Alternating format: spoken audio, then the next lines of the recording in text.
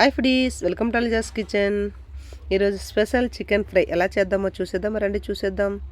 ఒక అరకిలో చికెన్ తీసుకోవాలి. ఒక హాఫ్ స్పూన్ అల్లం వెల్లుల్లి పేస్ట్, ఒక స్పూన్ కారం, పావు స్పూన్ పసుపు, పావు స్పూన్ సాల్ట్ వేసేసి ముక్కలన్నిటికీ పట్టేటట్టుగా బాగా కలిపేసి పక్కన పెట్టుకోవాలి. ఒక 15-20 నిమిషాలు అలా నానబెట్టేసేయాలన్నమాట. తర్వాత స్టవ్లో కడాయి పెట్టి కడాయిలో ఆయిల్ వేసుకోవాలి. ఆయిల్ వేడయ్యాక ఇప్పుడు చికెన్ ముక్కలన్నీ కూడా మీకు నేను వీడియోలో ఎలా చూపెట్టానో అలానే ఫ్రై చేసుకోవాలన్నమాట. అంటే మరీ కరకరలాడినట్టుగా ఫ్రై చేసుకోకుండా కొంచెం స్మూత్గా ఉండాలి.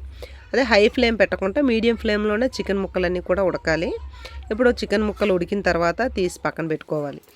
తీసి పక్కన పెట్టుకొని దీనికి కావాల్సిన ఐటమ్స్ ఏంటంటో చూసేద్దాం. ఒక 2 ఉల్లిపాయలు, ఒక 2 టమాటా, ఒక 15-20 పచ్చిమిర్చి కూడా తీసుకొని కట్ చేసుకోవాలన్నమాట. కట్ చేసుకొని కొద్దిగా కరివేపాకు ఇవి కూడా తీసుకోవాలి.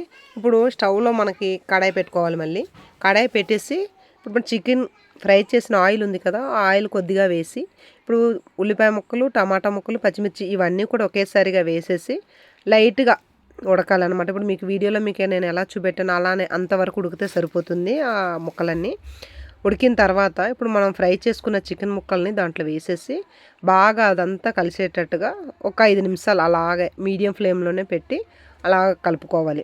అంతేనండి, స్పెషల్ చికెన్ ఫ్రై రెడీ. మీరు కూడా ఒకసారి ట్రై చేయండి. ఎలా వచ్చిందో నాకు కామెంట్లో పెట్టండి. నా వీడియోస్ మీకు నచ్చినట్టయితే లైక్ చేయండి, షేర్ చేయండి, సబ్స్క్రైబ్ చేయండి, బెల్ ఐకాన్ని క్లిక్ చేసేయండి. మీ ఫ్రెండ్స్ అండ్ ఫ్యామిలీకి షేర్ చేయండి.